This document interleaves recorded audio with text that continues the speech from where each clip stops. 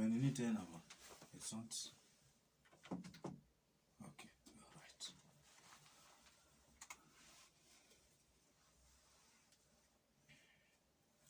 1, 2, 3, we start.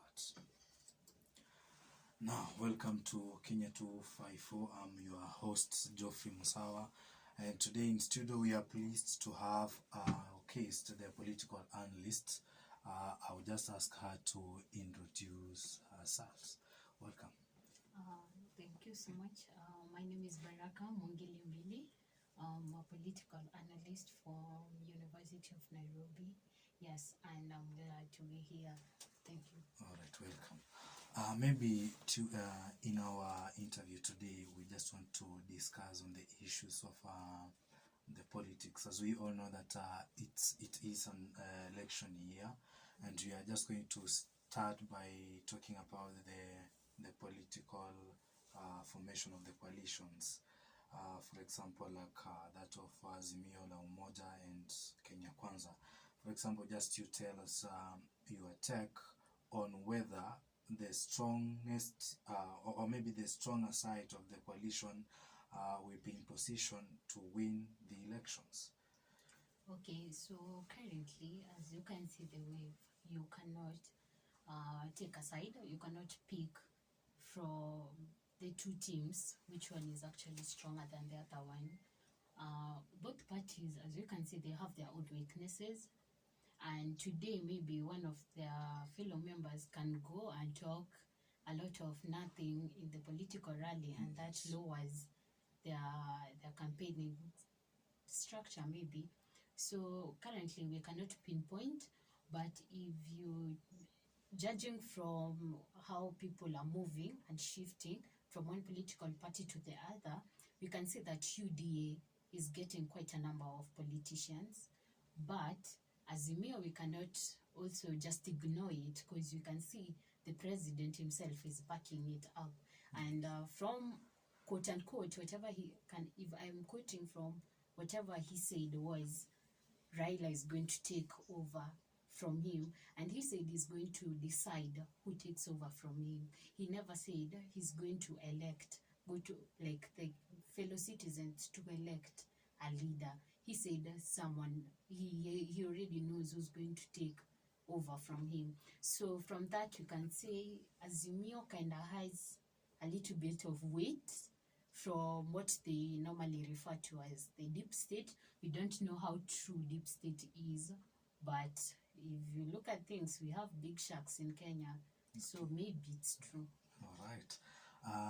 And maybe, so you are trying to mean that the coalition does not so much matter who will win the elections. Okay, maybe what I can say is from what you have seen in the past elections, the coalition normally matters mostly when it comes to the governance seat, the senator seat, the MP seat, because you know, if you go to areas like Rift Valley, UDA has quite a number of people as compared to Azimio. So if you're in UDA, you might actually be lucky to be given, because people are campaigning for that coalition. But in terms of presidency, I don't think it matters that much. But if at all, whatever IBC says that it's fair and just, then maybe to some extent the coalition might matter. Okay. Now, another issue that has been rising around is that recently we saw the women rep for Muranga, Sabina Sheke, saying that if they did something in 2017, then probably they can also do it in 2022. So we are trying to refer the rigging of the elections.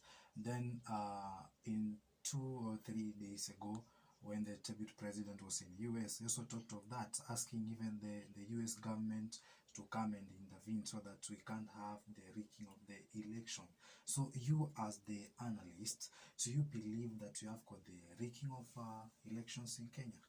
Okay, what I know is we have IBC, an organization that it's very independent. It doesn't it's not supported by one political party. They're not influenced by even the government. They their independence on their own, and they have been selected by the Kenyans to represent them and be their eye when it comes to the elections. So if that's what they're actually doing, then I might say that they won't be leaking, because they'll ensure from the person in charge of IBC, his name is Chebukati, assured us that the elections are going to be fair and just. So we actually believe, if we believe him, then they're going to be fair and just. But if at all there's a hand that normally acts on IBC, then they're not going to be fair and just. Plus, there's no rumor without a truth in it. So to some extent, you can say Sabina Chege is not a fool. She knows. She might be talking the thing that we have. Yeah, she knows what she's talking about. Yes. Let's not be blind and actually give her EBC 100%. Yes. Because if Sabina Chege, she cannot just stand in a multitude of people and just make claims they're going to steal. She knows what happened. We don't know how true it is, but so we should just trust IEPC, but let's say 80%, but 20% we should not. Let's give Sabina Chege a benefit of doubt. All right. So I don't think whatever she said is complete lie. She has there's some truth in it. All right. Now, as maybe we look at the last thing as we complete or we finish our interview. Recently we saw Kalonzo Musyoka taking part in the Jubilee NDC at KICC, but when now it was time for ODM, he refused to go and be part of that. Then after some days, we have seen the Machakos governor Alfred Mutua saying that Kalonzo Musyoka is pretending that he wants to join to Azimio la Umoja, but in really sense is having some secret discussion with the Kenya Kwanza, particularly the Deputy President William Ruto. So what do you think Kalonzo will decide, whether to join Azimio or Kenya Kwanza? And hence, tomorrow is the last day for either political parties who want to partner with Azimio, and Kalonzo has not made his mind. Okay, so what I can say is, from past events, we have seen political leaders quite being against one coalition. Then the next minute, they are joining them.